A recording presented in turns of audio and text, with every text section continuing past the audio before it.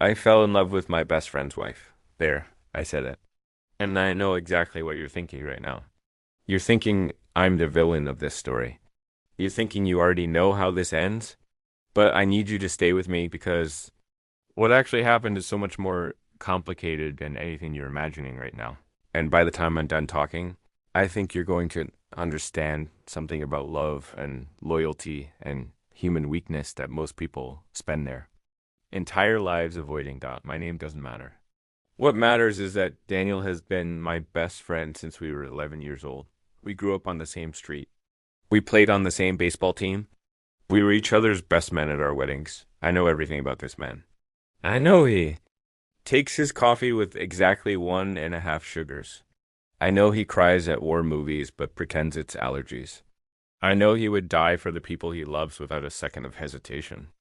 And that last part is exactly what makes everything I'm about to tell you so absolutely devastating. He met Mara 7 years ago at a mutual friend's birthday party. I remember the night clearly because Daniel called me at midnight, practically, unable to breathe, saying he had just met the woman he was going to marry. He was right. They were engaged within a year, and I was happy for him. Genuinely, completely happy. She was warm and brilliant and funny in this effortless way that made everyone in the room feel like they were the most interesting person she had ever met. Of course, he fell in love with her. Anyone with a pulse would. Here's the part I'm ashamed of. I did not plan what happened inside me. Nobody planned something like this. It started slowly, the way most catastrophic things do. It started as admiration. Then it became something I looked forward to. Then it became something I thought about when I was sitting alone in my apartment on quiet Tuesday evenings when the world was too still. Then it became something I dreamed about. And then I realized somewhere around year 3 of their marriage that I was completely and quietly and hopelessly in love with my best friend's wife. I want to be crystal clear about something. I never acted on it, not once, not even close. Because there's a version of me that knew with absolute certainty that protecting Daniel was more important than anything I was feeling. Love does not justify betrayal. Feelings do not grant permission. I understood this. I buried everything so deep that I genuinely believed I had killed it. I started dating other people. I kept some distance when I could, offered excuses about being busy. I was managing it. I told myself I was managing it. Then came the night that changed everything. Daniel was out of town for a conference. Mara called me because her car had broken down in a parking garage across the city and she was stranded. Of course I went, because that's what you do. That's what I would always do for either of them, regardless of everything happening beneath the surface of my chest. We waited together for the tow truck in the cold, sharing the terrible coffee from a vending machine that had no business existing in the 21st century. We were laughing about it, and then, in the way that silence sometimes falls between two people and becomes something heavier than words, everything changed. She looked at me, and I mean, she actually looked at me in that specific way where a person is not just seeing your face, but seeing through it. And then she said something that stopped the entire world. She said she needed to tell me something that she had been carrying alone for a very long time. She said she had tried to make it go away. She had tried to convince herself it was gratitude or familiarity or some projection of things she had seen in Daniel. But she couldn't keep pretending. She told me that somewhere along the way, without intending to and without wanting to, she had fallen in love with me too. I cannot adequately describe what happens to a human body when it hears something it has desperately wanted to hear and simultaneously dreaded more than anything in the world. It's not relief, it's not joy. It's something closer to grief because in that moment you understand with terrible clarity that knowing the truth does not solve anything. It only makes the weight heavier. We sat with it. We didn't touch. We barely moved. We just sat there in that cold parking garage with terrible vending machine coffee and the weight of something enormous pressing down on both of us. And then she said the thing that I think about every single day since. She said, think about what acting on this would actually mean, not for us. For him. Daniel trusted us both with his whole heart. That trust was not a small thing. It was the architecture of his entire adult life. His marriage was the foundation of every plan he had ever made. Every morning he woke up believing in every version of his future self. Destroying that foundation would not just hurt him, it would fundamentally alter who he was.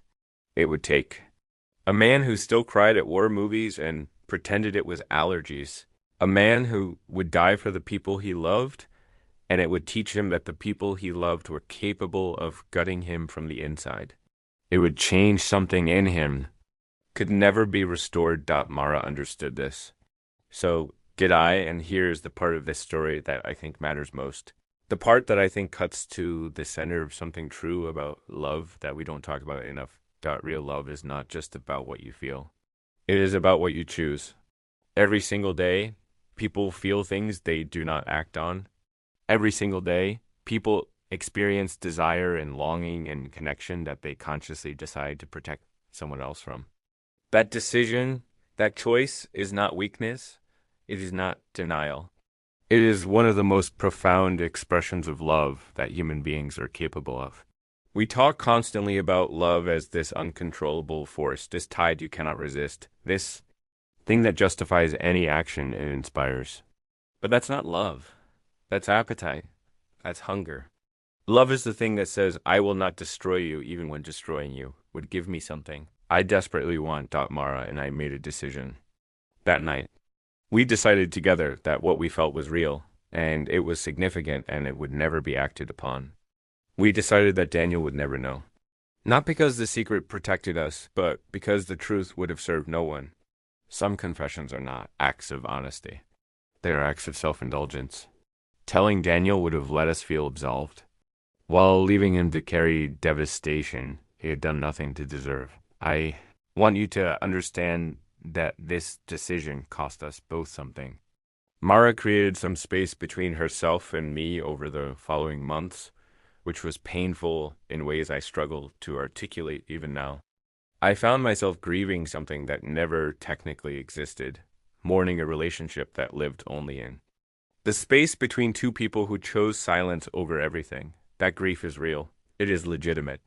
And it does not make us victims. We made a choice, and the choice had consequences, and we accept those consequences because Daniel deserved to keep his life intact. I am telling you this story because I think we live in a culture that has become obsessed with following feelings wherever they lead, as if the depth of an emotion automatically grants it moral authority. But feelings are not compasses. They are weather. They move through you and they shape you, and sometimes they are so powerful they feel like destiny. But you are not obligated to let every storm determine your direction. The most important thing I have ever done in my life was nothing. It was staying still. It was choosing a person I loved over a feeling I had. It was understanding that my best friend's happiness was not a small thing to sacrifice on the altar of my own desires. Daniel and Mara celebrated their 6th wedding anniversary last month. He called me to tell me about the dinner he planned. He was so excited. He talked for 20 minutes about the restaurant reservation and the thing he had written in her card and the way he hoped she would react. He sounded like a man who is still completely and unequivocally in love with his wife. He sounded like a man whose life was whole. I listened to every word. And then I told him it sounded perfect, because some things you carry alone, and sometimes carrying something alone is the bravest thing you will ever do. If this story made you feel something complicated, something that does not resolve cleanly into a simple answer, then it did exactly what I intended. Leave a comment below. I want to know what you would have done. And subscribe, because next week we are going into another story that has no easy answers and no clean endings. Just the truth about what people actually do. When everything they want and everything they owe someone else end up in the same impossible room.